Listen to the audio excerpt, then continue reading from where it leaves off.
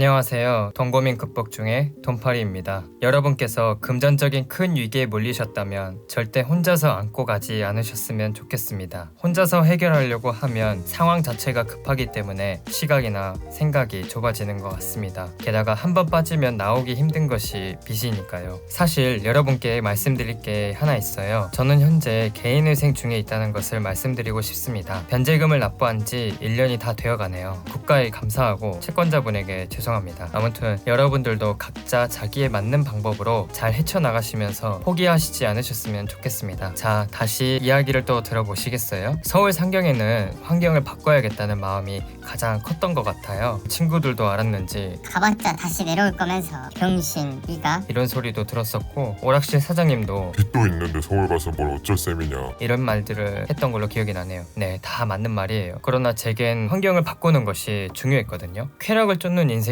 화려해도 오래 못 가고 더덥다는 것을 알았기에 가족들에게도 대충 이야기를 한 후 올라왔습니다. 처음 보는 서울은 정말 화려했습니다. 시골지와 도시지 이야기를 아시나요? 그 시골지가 된 기분이었어요. 한강을 지나갈 때 넉넉히 바라봤던 기억이 납니다. 그런데 그런 낭만은 잠시 하차 후 고민에 빠졌습니다. 잘 곳이 필요했으니까요. 친구들이나 친척분들에게 왔다고 신세 좀 져볼까 생각했었지만 하지는 않았습니다. 왜냐하면 부탁을 하기엔 염치가 없다고 생각을 했기 때문이었습니다. 고민 끝에 고시원을 선택했어요. 거기에는 밥과 김치, 라면 등이 공짜잖아요. 저 같은 사람들에게는 해자인 곳이죠. 한 6군데 정도 돌았던 것 같아요. 여차저차 고시원에 들어가서 바로 계약했습니다. 그러나 창문이 없는 곳이었어요. 답답해요. 깜빵 같기도 하고 정말 생각했던 것보다 너무 좁아서 당황스러웠습니다. 그리고 고시원은 무슨 모든 소리들이 다 들려요. 슬리퍼 끄는 소리, 문 여는 소리, 심지어 뭐 어디 긁고 있는 소리. 내가 이렇게 청력이 좋았었나라는 착각도 들고,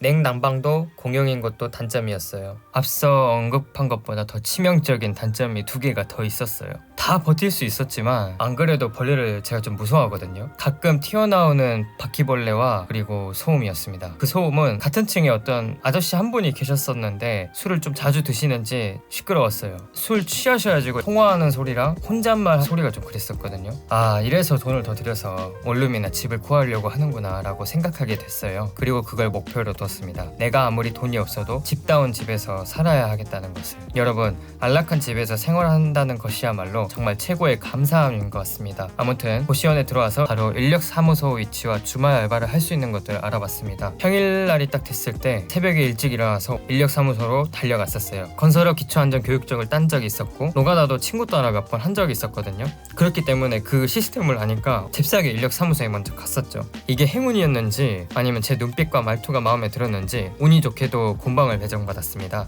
인력사무소장이 너 곤방 해봤어? 체격이 약간 왜소해 보이는데 괜찮겠냐? 네, 주세요 해서 곤방을 받았는데 뒤늦게 온 사람들의 저 새끼 뭐지? 뭐야 얘가 곤방을 받아? 라는 반응도 있었죠. 곤방은 건축 자재라고 볼 수 있는 시멘트나 흙, 벽돌 등을 순수히 사람의 힘으로 계단을 이용하여 나르는 것을 가리키는 건데, 이게 드는 요령을 모른다든지 체력이 약하면 버티기가 어려운 곳이지만 장점 하나가 이 모든 걸 커버치고도 남는 게 곤방이에요. 바로 야리길이라고 이 할당량만 끝내면 바로 퇴근하는 시스템이거든요. 보통 4-5시간 정도 걸리는 것 같아요. 벽돌을 좀 나르는 거였는데 1층에서 3층까지 날랐어요. 처음에 진짜 힘들었는데 하는 구석이 귀엽고 좀 마음에 들었는지 꿀들끼리 밥 먹다가 그 오야지라고 할 수 있는 분이 제 사토리를 보고 같은 본토 출신이네. 일 열심히 하네. 눈빛도 마음에 들고. 여기 식구 한 명이 곧 가게 차린다고 그만둘 예정인데 식구로 들어오는 건 어떠냐? 라고 하더라고요. 지금 생각해보면 진짜 신이시여 감사합니다. 근데 지금은 진짜 더 어렵지만 그때도 곤방 식구 되기가 쉽지 않았거든요. 결국 곤방 그룹에서 일을 할 수 있게 되었어요. 그래서 야리끼리 때문에 저녁에는 편의점 아르바이트를 했었어요. 곤방 일과 편의점 등을 해서 월 카드 대금을 연체하지 않고 최대한 갚아가며 어쩔 수 없는 건 리볼빙을 이용하여 진짜 쉬는 날과 소비를 없다시피 생활을 했던 것 같습니다. 몸은 작살이 났더라도 그래도 뿌듯하더라고요. 그리고 금연과 금주, 단독까지 해야 했었는데요. 쉽지가 않았죠. 정신이 미치는 줄 알았어요. 그렇지만 다시 했다간 어머니 얼굴에도 먹칠하는 것이기도 하고 집에서 너무 패기롭게 뛰쳐나왔고 돌아가는 그 모양새도 너무 웃겨서 정말 참았지만 힘들었어요.